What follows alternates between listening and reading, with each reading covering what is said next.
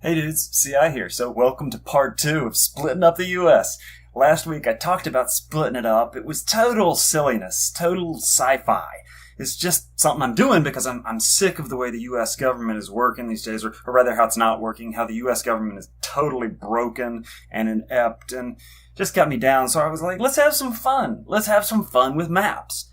I am absolutely not calling for an overthrow of the country. I want to be clear on that. This is all just a fun, silly way of imagining how we could make America a nation that actually works again by splitting it into 3 countries.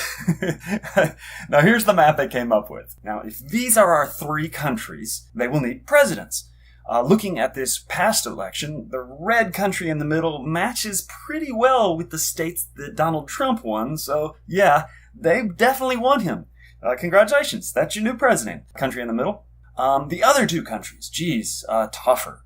I think both of them would probably like to have Obama as their president, but I'm going to make him off limits. So the question is, who gets Bernie Sanders and who gets Hillary Clinton?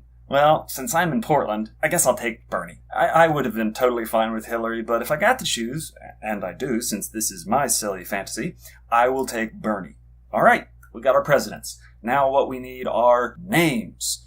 Alright, so the dudes in the middle, they're not giving up the United States of America. They're just not. They will demand to keep that name, and I'm sure they will demand to keep the flag. Cool, fine. There you go. You are the new United States of America. What about these other 2? What should we call them? West Coast? East Coast? That's boring. We can come better with that. What can we do? Okay, we'll make these guys the Republic of Surfing and Skiing and Weed.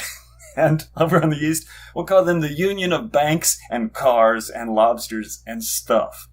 And I just realized I forgot about these guys. So we'll call these, CI had no idea what to do with these 2, so let's just assume they formed their own countries, I guess, land. So there are our new countries. Now we've got names and we've got presidents. Let's talk about people. So I'm thinking, the conservatives are probably going to want to move to the United States, right? And the liberals are probably going to leave it, don't you think? I think here's what we'll do in my fantasy. We'll give everyone 10 years to decide. For the first 10 years, you can get a feel for your new country, decide what you think, and if you're not happy, you can move to whichever of the other 2 countries you like better. That seems fair, right? 10 years to sort of decide? Now, let's talk about laws. What laws are we going to have in these countries? Well, the United States of America, Donald Trump is the president. So, what are they going to have? Okay, well, for starters, Christianity is going to be the official religion. English will be the official language. That's no doubt about that. I think everyone in the country, you will not only be allowed to carry a gun, you will be required to carry a gun.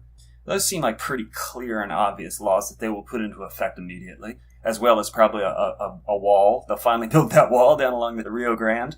What about the Republic of Surfing and Skiing and Weed? Well, Bernie's president, so they're going to have free medical care. That's for sure. What else are they going to have? Well, weed will be legal, obviously. Skiing and surfing, that'll be legal. Obviously, there will be freedom of religion. You can be any religion you want. Guns. What will they do with the Second Amendment? I'm just not sure what to say about this. Gosh, what would they do with the Second Amendment? You know what they probably do, honestly? The Republic of Surfing and Skiing and Weed, they would probably just say, all right, rifles and shotguns, fine. But handguns and machine guns, we're going to really heavily regulate that. And that would piss a lot of conservatives right the fuck off, so they'd be moving. Let's look over at the Union of Banks and Cars and Lobsters and stuff. Hillary's in charge of that, so there will be a lot of similarities. I guess there will be a free health care. She's in pretty tight with the banks, so there could be some issues there. The 1% might still do pretty good, but since you got New York City over there and Connecticut and all that, then maybe the 1%, they would probably want to settle there. I don't know. There'd be freedom of religion, obviously. They'd be regulating guns. Since this nation has Detroit, I wonder how they will affect that. That would be maybe one of their main exports, exporting cars to the other 2 countries, perhaps.